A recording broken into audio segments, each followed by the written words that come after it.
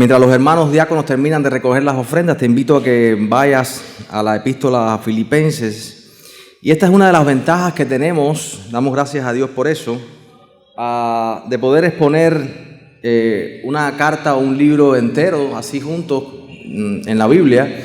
Porque, por ejemplo, este pasaje, que es Filipenses capítulo 2, del 19 al 30, les confieso que yo nunca lo había predicado en toda mi carrera, ¿no?, como pastor. De hecho, creo que no lo había ni siquiera estudiado a fondo como lo hice para este sermón. Y es un gran privilegio porque no escogiéramos pasajes así normalmente si no tuviéramos que predicar todo el libro sermón tras sermón. Y esta es una de las ventajas que tenemos para poder tener todo el consejo de Dios y que no se nos pierda nada, como por ejemplo este pasaje tan especial, y van a ver por qué lo digo, cuán especial es. Y mientras meditamos en estas cosas, quiero que también pensemos o nos hagamos las preguntas: ¿qué significa ser un siervo de Dios? Hoy se usa mucho ese término, siervo de Dios, o a veces se menosprecia o se magnifica demasiado la expresión. Pero ¿cómo es el corazón de un siervo de Dios? ¿Cuáles son las características que lo definen? La palabra siervo ha sido devaluada en muchas iglesias. Usualmente cuando alguien dice que quiere servir es porque quieren estar en algún ministerio dentro de la iglesia que les dé cierta posición y sobre todo que les dé cierta visibilidad. Algunos quieren estar en el grupo de alabanza, otros quieren predicar, otros quieren estar al frente de un grupo pequeño. Más bien, algunos, en vez de entender lo que significa verdaderamente ser un siervo, lo que están buscando es una posición que les dé cierta visibilidad o cierta autoridad dentro de la iglesia. Es tan cierto esto que muchos creen que están desperdiciando sus dones si están en una posición que ellos consideran inferior. Yo siempre digo, es tan importante el sermón del domingo como que los baños de la iglesia estén limpios también, porque baños sucios no glorifican al Señor. La iglesia no es una empresa donde vamos escalando posiciones. Debemos aprender qué significa realmente servir para la gloria de Dios, ya sea sirviendo en la limpieza de la iglesia o preparando un estudio bíblico o la predicación del domingo. Si piensas que hay un servicio en la iglesia que no es para ti por tu nivel espiritual, eso indica precisamente que no eres espiritualmente maduro en tu carácter cristiano. Así que vamos a leer el texto de hoy, Filipenses 2, versículos 19 al 30. Oramos y así continuamos esta serie edificando para la gloria de Dios, precisamente ahora en la carta a los Filipenses. Dice el versículo 19 en Filipenses 2.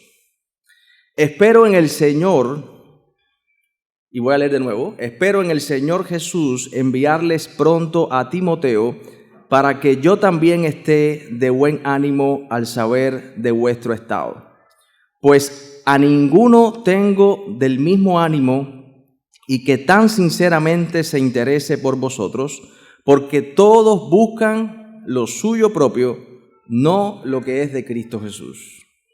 Pero ya conocéis los méritos de Él, que como hijo a padre ha servido conmigo en el Evangelio, así que a este espero enviaros luego que yo vea cómo van mis asuntos. Y confío en el Señor que yo también iré pronto a vosotros. Mas tuve por necesario enviaros a Epafrodito, mi hermano y colaborador y compañero de milicia, vuestro mensajero y ministrador de mis necesidades. Porque él tenía gran deseo de verles a todos vosotros y gravemente se angustió porque habías oído que había enfermado.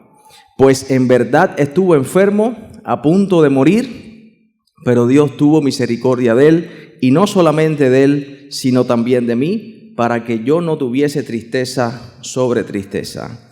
Así que le envío con mayor solicitud, para que al verle de nuevo os gocéis y yo esté con menos tristeza. Recibidle pues en el Señor con todo gozo y tened en estima a los que son como él, porque por la obra de Cristo estuvo próximo a la muerte, exponiendo su vida para suplir lo que faltaba en vuestro servicio por mí. Oramos. Padre, gracias. Gracias por esta epístola a los filipenses. Gracias por tu palabra, porque ella no es producto de la imaginación humana. Ella viene directamente de ti. Tu palabra es viva y eficaz, es poderosa para confrontarnos, redarguirnos, para formar en nosotros el carácter de Cristo, para formarnos y transformarnos de adentro hacia afuera en tu imagen.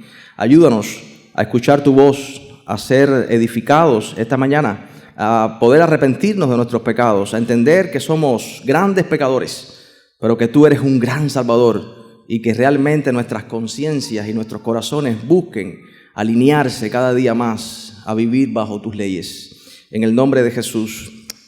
Amén. Si algo me recuerda el 2025 es que los años van pasando y ya casi no puedo leer bien la Biblia, así que le pedí al pastor Liván que me trajera estos espejuelos, pero el asunto de los espejuelos es que si me los pongo leo de cerca, pero no los veo a ustedes, entonces no me siento bien, así que voy a esforzarme un poco Y tampoco quiero cambiar la Biblia porque tengo una letra más grande, pero es que esta es la Biblia donde tengo todo marcado.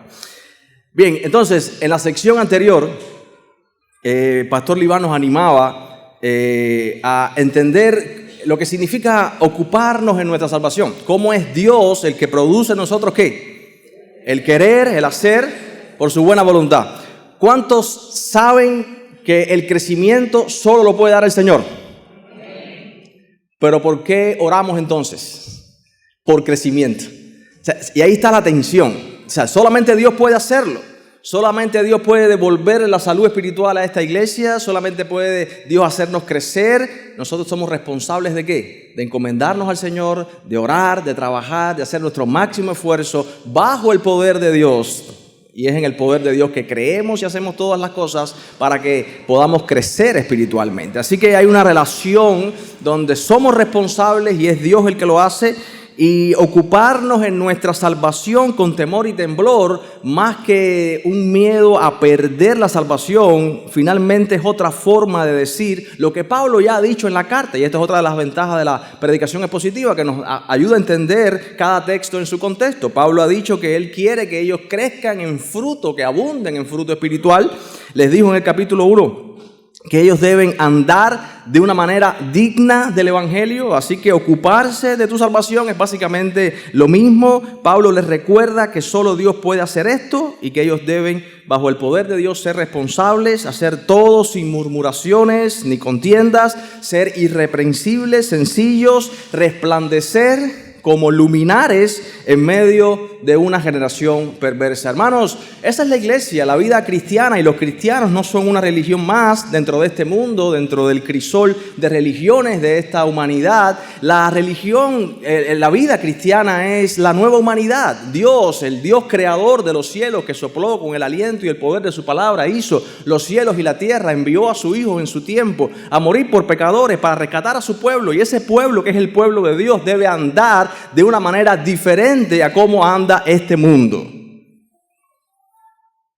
No santurronamente, no porque ese es un cristiano porque él se viste así, sino que esa persona es diferente porque tiene un carácter transformado, porque su piedad es un olor que se siente a millas, porque su forma de hablar, porque su forma de pensar, porque sus prioridades están en orden, porque esa persona es alguien que Dios ha redimido. No es que yo diga soy mejor que otro, es que simplemente la gracia de Dios me alcanzó, y eso es lo que la gente debe ver en mí, no a mí, sino a Cristo, mi Salvador y mi Señor, reflejado a través de mi transformación, a través de mi vida. Entonces, los filipenses necesitan entender esto, necesitan entender lo que implica para la iglesia finalmente ser de un mismo sentir, estar en un mismo espíritu, tener una misma mente, un mismo corazón, estar dedicados y enfocados en un mismo propósito. Ellos deben agarrarse de la palabra de Dios, deben mirar los ejemplos que pone Pablo. Y recuerden todo el problema de la carta. Habían dos hermanas, Evodia y Síntique, que estaban en rencillas, en contiendas. Y Pablo dice, ruego que sean de un mismo sentir. En el versículo 5 del capítulo 2, haya pues en vosotros este sentir que hubo en ¿quién? En Cristo Jesús. Pablo pone el mayor ejemplo de siervo, el Señor Jesucristo, el cual siendo Dios, no se aferró a ser igual a Dios, sino que se despojó, tomó nuestra naturaleza, dejó su posición. Estas hermanas estaban una en el polo norte y una en el polo sur, sentadas en sus bancos en la iglesia, en sus posiciones atrincheradas, y ninguna cedía. Y Pablo dice, el Señor Jesús abandonó su posición en el cielo, se paró de su trono, se hizo hombre, habitó entre nosotros, y siendo hombre se hizo siervo, y murió en la cruz por nuestros pecados. Levántate de tu posición, cede. Hermanos, ¿se dan cuenta? Pablo pone este ejemplo, el Señor Jesucristo. Normalmente no somos así. No es nuestra naturaleza tener a otros como superiores a nosotros mismos. No tenemos poder para perdonar el mal que nos hacen de forma natural, para bendecir a los que nos hacen daño. Por eso Pablo dice, tenemos que apropiarnos ahora de estas cosas que son contrarias a la carne, que nos han sido dadas en la nueva vida que tenemos en Cristo. Y este es el ejemplo, el mayor ejemplo, el Señor Jesucristo. Esta es la imagen que Pablo da a los filipenses para contemplar a nuestro Señor. El cuadro del siervo por excelencia, de la humillación de Cristo. Alguien que se dio a su posición para servir a otros. ¿Recuerdan lo que Pablo dice en el capítulo 2 también? No mirando cada uno por lo suyo propio, versículo 4, sino cada cual también por lo de los otros. Hermanos, cuando pensamos, por ejemplo, en los matrimonios, la mayoría de los divorcios se dan porque a los cónyuges se les hace muy difícil humillarse. O sea, miren qué sencillo versículo, no mirando cada uno por lo suyo propio. En buen cubano sería la guataca que ale pa' mí. Muchos van con expectativas erradas al matrimonio. Estoy buscando a alguien que me haga feliz. ¿En serio? ¿Quién tú eres? O sea, estoy buscando una persona que me haga feliz, que me haga sentir en el cielo. Cuando tú deberías estar buscando a alguien para tú hacerlo feliz, para tú servirle. Dice Pablo, haya pues en vosotros, no mirando cada uno por lo suyo propio, sino cada cual también por lo de los otros. A los cónyuges, por ejemplo, se les hace muy difícil dejar el orgullo, pero a todos se nos hace difícil, también en la iglesia, bajar las armas, tener los intereses y las necesidades del otro por encima de las de nosotros mismos. Hermanos, no podemos buscar en algo externo, necesitamos entender que la raíz del problema, el corazón del problema es el problema del corazón. El problema no está afuera, sino dentro de nosotros mismos. Algo está mal en nosotros. Nos amamos demasiado nosotros mismos. Necesitamos entender, diagnosticar correctamente el problema del corazón. Y esta es la situación que está pasando en Filipo. Esta es la esencia del mensaje de Pablo, que no se va a revelar hasta el capítulo 4, como ya dije, con estas dos hermanas que estaban en rencillas. Pero el problema del atrincheramiento y la división en Filipos es un problema de ceder, pero es un problema de falta de amor. La iglesia no puede tener una capacidad saludable de mostrar el amor de Cristo a este mundo si no vive como Él manda en su palabra y dejamos las rencillas, las contiendas. Varias veces Pablo dice, hagan todo, versículo 14 del capítulo 2, sin murmuraciones, sin contiendas. Entonces, llegamos así a nuestro pasaje en el versículo 19 y dice Pablo en este verso, espero en el Señor. Y quiero detenerme un poquito aquí, porque Pablo es un hombre que sabe esperar en el Señor. Y se los dice a los filipenses. Ellos habían mandado a Epafrodito hace un tiempo, con ayuda para Pablo. Ellos habían enterado que Pablo estaba preso. De alguna forma les llegó la noticia de que Epafrodito enfermó también en el proceso de atender las necesidades de Pablo. Quizás ellos estaban pidiéndole a Pablo con Epafrodito que enviara a Timoteo para que les ayudara a resolver los conflictos que estaban teniendo en la iglesia. Y Pablo dice en esta carta que envía con Epafrodito de vuelta, espero en el Señor Jesús enviaros pronto a Timoteo para que yo también esté de buen ánimo al saber de vuestro estado. Pablo espera en el Señor. Hermanos, el salmo que leímos al principio, el Salmo 19, nos dice casi al final, hubiese yo desmayado, ¿recuerdan? Si no creyese, 27, hubiese yo desmayado, si no creyese que veré la bondad de Jehová en la tierra de los vivientes. Hermanos, Pablo está preso, hay una necesidad en Filipo, y esto por eso les decía que este pasaje nunca lo había explorado así, pero fíjense cómo se nos abre detalles del corazón de Pablo, de este siervo que ya se puso él mismo como ejemplo después de haber puesto el supremo ejemplo que es Jesús. Ahora va a poner el ejemplo de él y luego el ejemplo de otros que él ha discipulado como Timoteo y Epafrodito, y es la vida de Cristo transferida a Pablo y la vida de Pablo transferida a Timoteo y a Epafrodito. Y Pablo dice, yo espero en el Señor.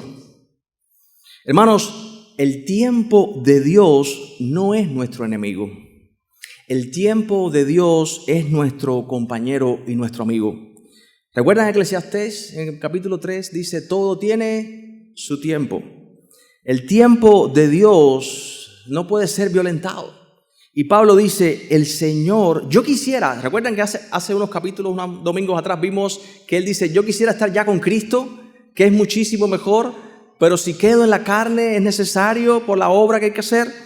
Pablo entiende que donde él está en el centro del tiempo y la voluntad del Señor para que el Señor haga con él precisamente lo que él quiere hacer y no lo que Pablo quiere hacer. ¿Cuánto nosotros pecamos con eso? Piensa por un segundo. Nuestro orgullo siempre quiere ir delante del tiempo de Dios. Cree que puede mejorar las cosas como Dios las hace. Cree que puede trazar un camino mejor de lo que Dios ha hecho o va a hacer en tu vida. Creemos que podemos manejar las cosas como mejor nos parece o provocar las cosas para que sucedan en el tiempo que queremos según nuestra conveniencia. Y no esperamos en el tiempo de Dios. ¿Cuál es tu mejor virtud como cristiano? Algunos pueden decir, yo sé predicar bien, o yo hago unas oraciones que cuando yo oro, los muertos se levantan. Y si yo oro, alguien se sana. O mi mejor virtud es la puntualidad, o etcétera, etcétera, etcétera. Hermanos, ¿cuántos pueden decir, mi mejor virtud es que yo he aprendido a esperar en Dios? Wow. Y Pablo, que dice más adelante cuántas cosas eran para mí ganancia y las tengo como pérdida por amor de Cristo, es un hombre que ha aprendido a confiar y esperar porque el tiempo de Dios es perfecto. Muchos quisieran ser pastores ya, por ejemplo. No sabemos esperar. Dios me llamó a esto, dicen algunos, y tengo que hacerlo. ¿Estás seguro de que ya es el tiempo? ¿Entiendes que necesitas saber cuándo es el tiempo de tu llamado y eso es tan importante como tu llamado mismo? El tiempo de Dios es perfecto y es importante que puedas esperar y aprender a esperar en Él. Pablo espera en el Señor. Quizás los filipenses querían que Pablo les enviara, como dije, a Timoteo, al menos para ayudarle a resolver los conflictos. Timoteo estuvo con Pablo en Filipo hace 12 años cuando se fundó esta iglesia. Ellos conocen bien a Timoteo, pero Pablo no es movido por sus emociones. Hermanos, sabemos esperar. Nos conformamos con lo que está pasando ahora. No que seamos conformistas o nos resignemos, simplemente que entendamos que el Dios soberano, mira, está en control. Mira, muchas de nuestras depresiones, ansiedades, miedos, pasa porque en verdad no creemos que Dios está en su trono, que Él está orquestando, está orquestando y orquesta todas las circunstancias de nuestra vida y que Él ha trazado una línea, un camino para nosotros que es perfecto conforme a su plan, pero nosotros no entendemos ni creemos eso a plenitud. Necesitamos aprender a esperar en el Señor. ¿Sabemos esperar? Al no saber esperar el tiempo de Dios, vamos a cometer muchos errores y vamos a cosechar muchos fracasos.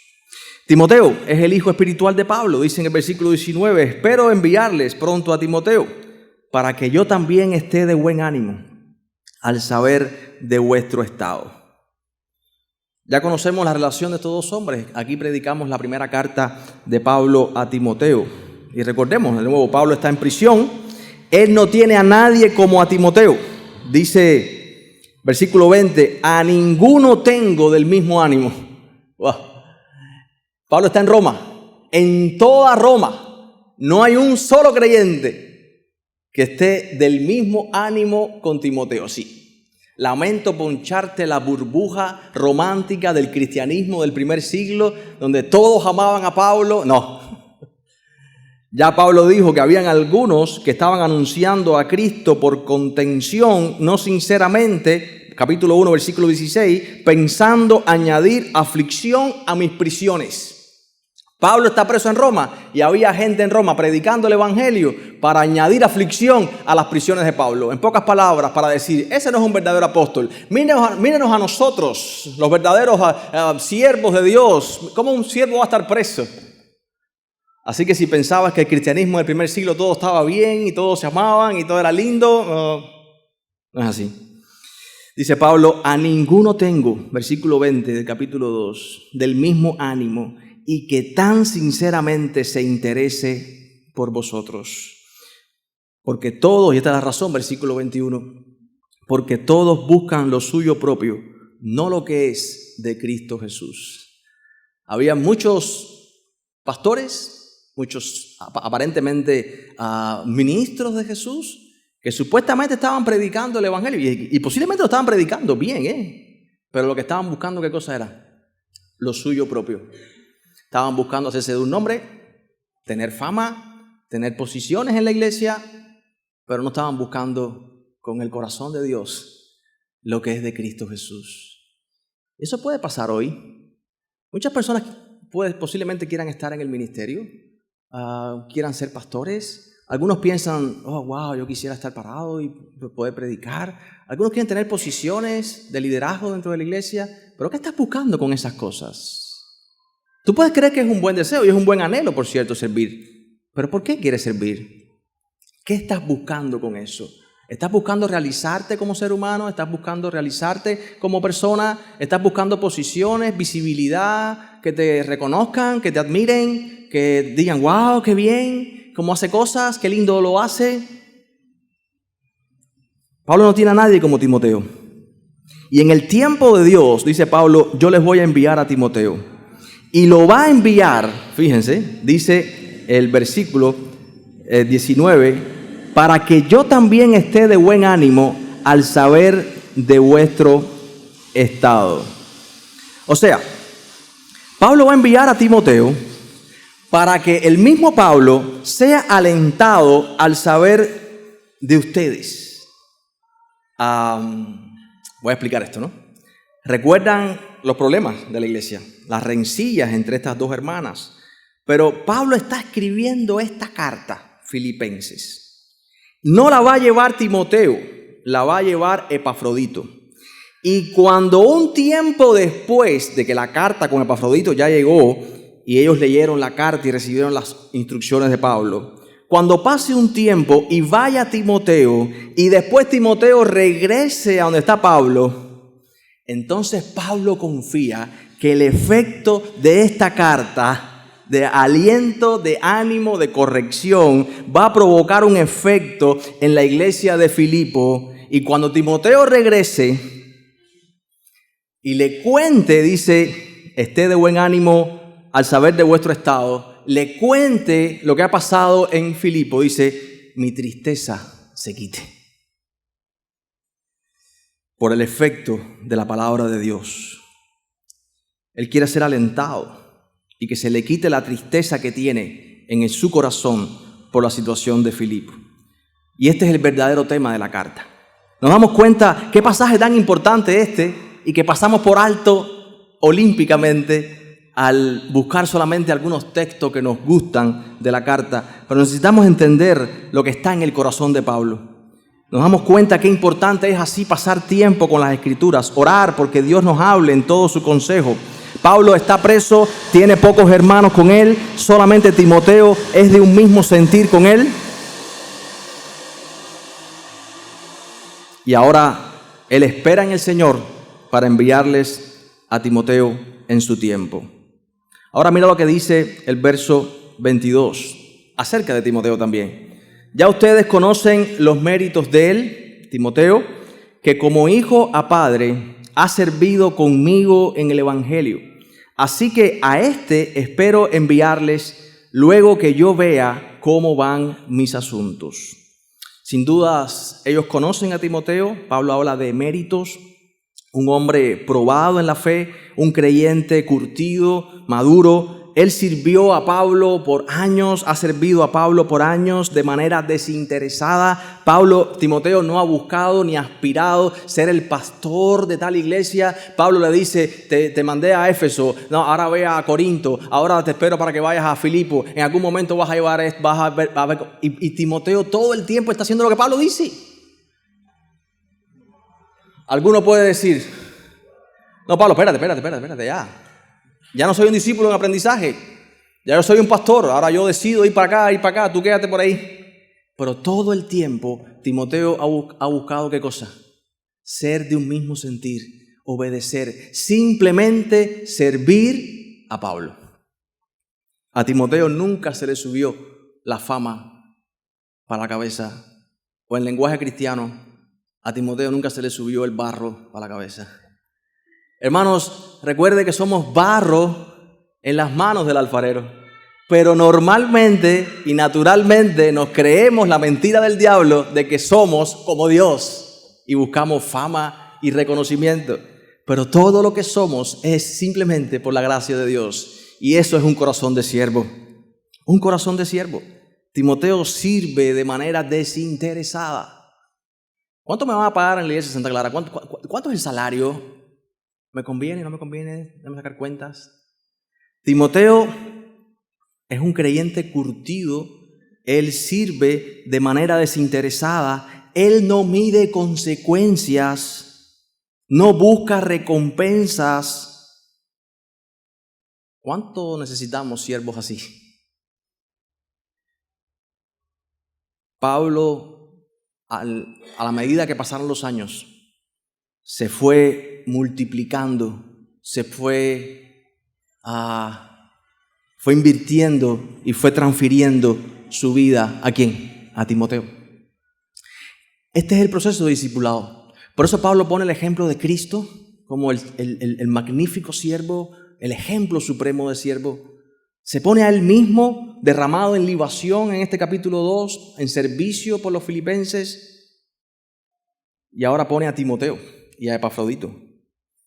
Entonces, ¿tú recuerdas lo que Pablo le dice en el capítulo 2 de 2 Timoteo? Le dice, lo que viste, lo que aprendiste, en el capítulo 3, oíste en mí, capítulo 2. Dice, esto encarga a hombres fieles que sean idóneos para también luego enseñar a otros. Hermanos, qué hermoso cuadro de lo que es un proceso de discipulado genuino. Qué hermosa imagen. Y esto es lo que queremos modelar en la iglesia nuestra. Esto es lo que queremos modelar simplemente con nuestro programa de aprendices ministeriales, que tenemos 3 hermanos que empiezan este año. Esto es lo que hemos querido modelar cada martes en la mañana cuando nos reunimos con nuestros amados colaboradores ministeriales. Queremos que esta iglesia crezca, que realmente haya una cultura de transferencia. La vida de Cristo está siendo transferida a nosotros. Esto es lo que buscamos con nuestra residencia pastoral. No capacitar simplemente a hombres para que prediquen perfectamente, con una estructura perfecta, sino para que haya hombres con el corazón de Cristo. Hombres piadosos que aman al Señor y a la iglesia. La iglesia de Santa Clara necesita cultivar, desarrollar esta multiplicación genuina, donde creyentes maduros se están multiplicando en otros, que a su vez hacen y harán también a otros discípulos. Piensa por un momento, ¿tienes algún Timoteo en tu vida? ¿Hay alguien al que tú le estás enseñando el Evangelio, en quien tú te estás multiplicando? La mejor herencia que podemos dejar, el mejor legado que podemos dejar para nuestra familia y para nuestra iglesia es el Evangelio vivido y dejar hijos espirituales en la fe. Ahora, hay un segundo colaborador de Pablo que quizás no es tan cercano como Timoteo. Es Epafrodito. Y mira lo que dice Pablo. Versículo 25. Mas tuve por necesario enviaros a Epafrodito, presumiblemente es el que lleva la carta. Dice Pablo, mire cómo lo describe, mi hermano y colaborador y compañero de milicia, vuestro mensajero y ministrador de mis necesidades. Pablo dice que Epafrodito es, primeramente, ¿qué? Su hermano. Su hermano. Han nacido de nuevo ambos, son hijos del mismo padre.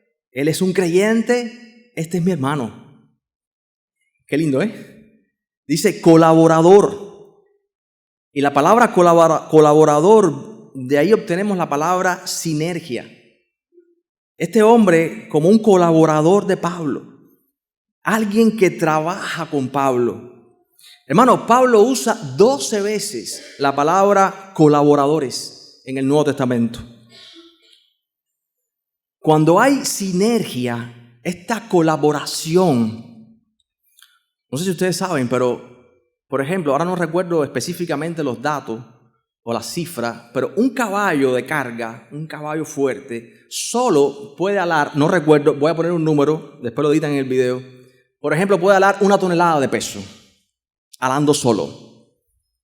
2 caballos juntos pueden alar hasta 3 o más toneladas. O sea, lo que Pablo está diciendo, este hombre que es un colaborador, lo que yo puedo hacer solo y lo que él puede hacer solo, cuando Dios nos ha unido, podemos hacer mucho más. Hermano, ¿nos damos cuenta? Si usted quiere ser un líder, cacique, que va solo como un lobo solitario en un ministerio independiente, usted puede ir muy rápido a hacer cosas, pero nunca llegará lejos. Dios no concibió la iglesia así. Necesitamos entender que somos colaboradores ministeriales y mientras más sinergia haya, mientras más unidos estemos, vamos a hacer mucho más de lo que puede hacer cada uno de nosotros de forma independiente.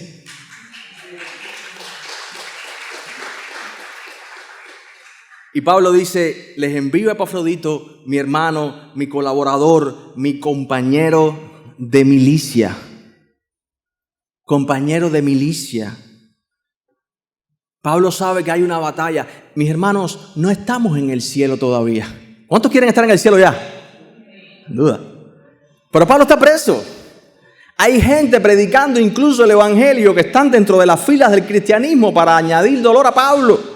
Hay falsos maestros. El diablo está dando leña. Pero Pablo dice, Dios tiene un ejército. La iglesia es un ejército. Y tiene las mejores armas y la mejor estrategia. Y quizás en la mente de Pablo que está en Roma, el arte de la guerra se desarrolló mucho por los romanos. Los ejércitos invasores peleaban de forma desorganizada y Roma inventó, trazó, ideó un método muy efectivo. Los soldados ponían su escudo y lo encajaban, y los que estaban al lado encajaban el escudo con el que estaba al lado y hacían como una pared prácticamente inexpugnable. Y Pablo está diciendo, este Epafrodito es un compañero de milicia. Estamos peleando juntos, poniendo nuestro escudo junto con el del otro, avanzando juntos. Y así es como la iglesia puede irrumpir en el reino de las tinieblas y avanzar el reino de Dios en medio de una batalla espiritual donde cada milímetro de crecimiento espiritual y saludable se da bajo las balas en este campo de batalla. Pero las puertas del Hades no prevalecen contra la iglesia, porque tenemos al Señor y nos tenemos unos a otros como compañeros de milicia. Y recuerda bien, las armas de nuestra milicia no son carnales. Aquí no hay trampa, aquí no hay atajo, no hay hipocresía, vamos a hacernos los bobos. Aquí no hay nada de eso. En el nombre del Señor predicando su palabra que es poderosa para abrir los ojos de los ciegos, buscando andar en integridad, diciendo la verdad, asidos de la palabra de vida, buscando que nuestra conciencia y nuestro corazón se ate y se sujete cada vez más a la norma de santidad de Dios, creciendo en el Espíritu, unánimes, en una misma mente, en un mismo corazón, arrepintiéndonos de nuestros pecados, viviendo bajo la sabiduría de Dios. Ese es el verdadero pueblo de Dios que irrumpe en la sociedad donde Dios lo ha puesto y tiene un impacto en la vida de aquellos que lo están mirando vivir, andar y predicar este glorioso evangelio.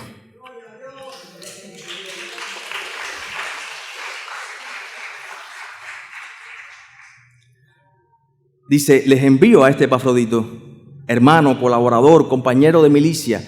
Fue el mensajero que los filipenses enviaron con el mensaje para Pablo, vuestro mensajero, y fue el ministrador, el servidor de mis necesidades. Los filipenses habían mandado a Epafrodito a servir a Pablo en medio de sus necesidades.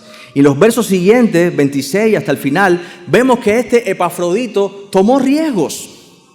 Dice, porque él tenía gran deseo de verles, a todos vosotros, a los filipenses, y gravemente se angustió porque habíais oído que había enfermado. Hermano, mira, esto que vamos a leer ahora es algo que ningún ser humano hubiese puesto en este libro que es la Biblia. O sea, esto lo tiene que poner el Señor aquí, porque esto es algo que parece tan sencillo.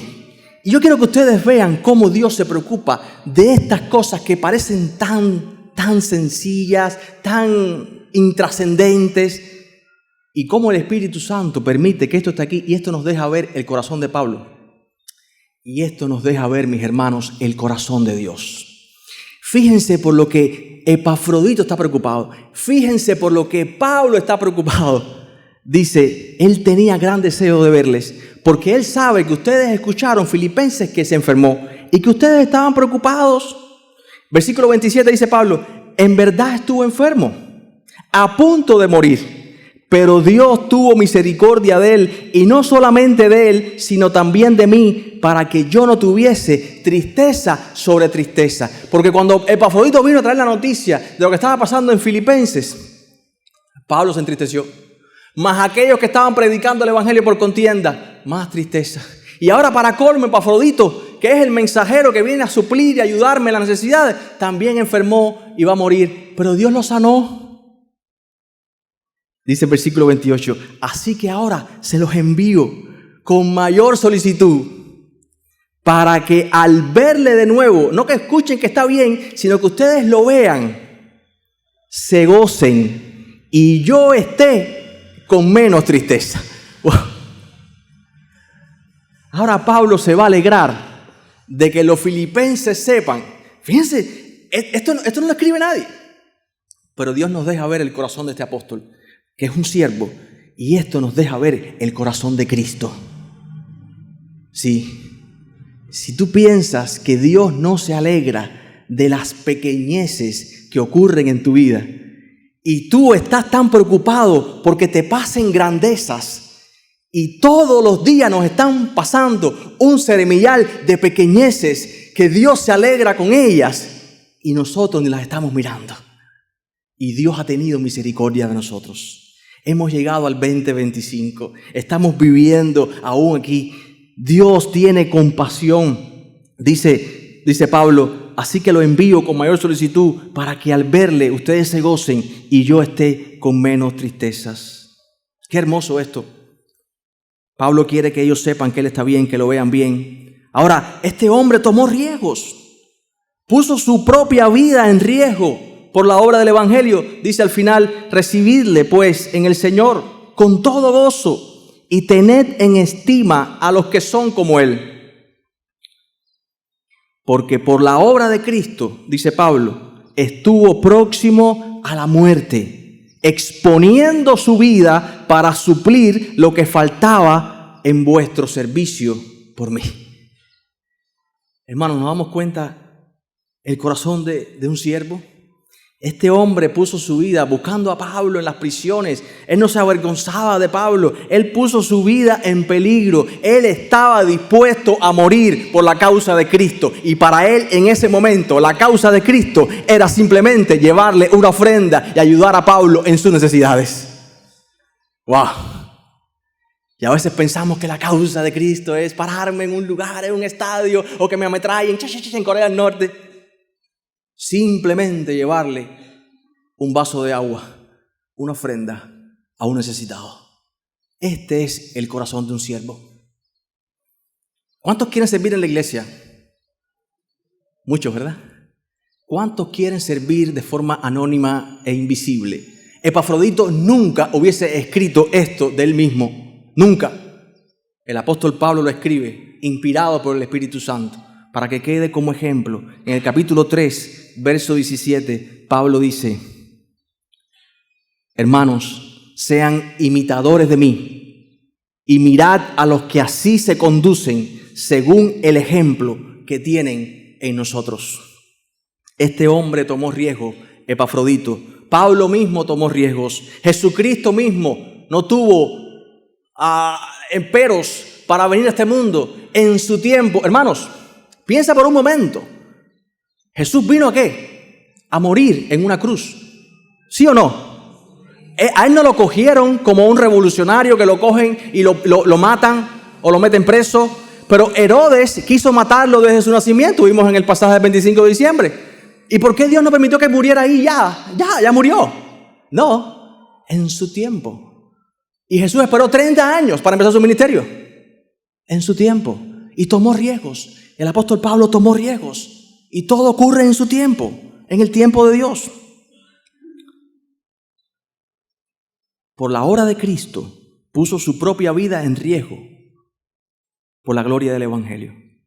Hermanos, yo lamento mucho si alguien te enseñó o te modeló un evangelio diferente. Un evangelio donde no hay riesgos. Un evangelio distorsionado. Un evangelio cómodo. Eso no es el evangelio.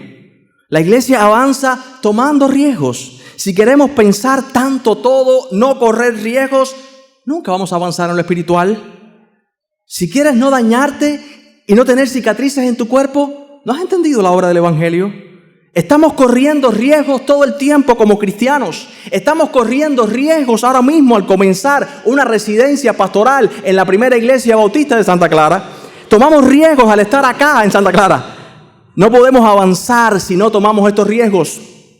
El Señor nos guarda en medio de nuestras aflicciones. El Señor sanó a Epafrodito y lo guardó. El Señor sanó a Pablo. En su tiempo Pablo muere porque tomó riesgos. El Señor nos guarda. Sé fiel hasta la muerte y yo te daré la corona de la vida, dice el Señor. Y aquí está Epafrodito. Estuvo a punto de morir. Y ahora Pablo quiere enviarlo para que ellos lo vean. Para que al verlo se regocijen, para que tomen ánimo. Dios está con su pueblo. Dios sanó a Epafrodito. Dios puede sanar a Evodia y a Síntique en lo espiritual. Dios puede corregir las rencillas. Dios puede acabar con las divisiones. Dios tiene el poder para sanar a la primera iglesia bautista de Santa Clara. Dios tiene el poder para levantar a los muertos. Dios tiene el control soberano sobre todo el universo.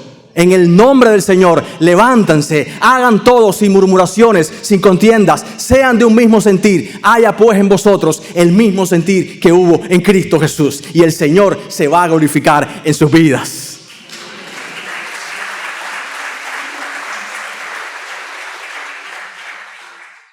Tenemos un corazón de siervo. Tenemos un corazón como Timoteo, como Epafrodito, como Pablo, como Cristo. Eso es lo que necesitamos.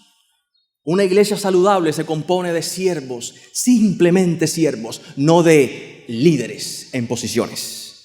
Y un siervo tiene un corazón como el corazón de Dios. Un siervo es un hombre y una mujer que está seducido y seducida por Dios y por su gloria. Es alguien que lo atrae las cosas espirituales. Es alguien que tiene prioridades en orden. Es alguien atraído por la santidad y la piedad. Un siervo simplemente es alguien que está dispuesto a perderlo todo y dar su vida por causa de alguien que es más hermoso, más precioso que nosotros mismos, el Señor Jesús. Oramos. Padre, gracias por tu palabra. Ayúdanos, porque necesitamos tanto el poder de tu Espíritu. Necesitamos que nuestra carne mengüe, que nuestra autopercepción de nosotros mismos decaiga y se deponga, y que la visión celestial de quienes somos ahora en Cristo gobierne, transforme nuestra mente, nuestro corazón, llene nuestros ojos, seduzca nuestros placeres. Padre, que nada sea más atractivo para nosotros que ser siervos para tu gloria y andar bajo tus caminos. En el nombre de Jesús. Amén.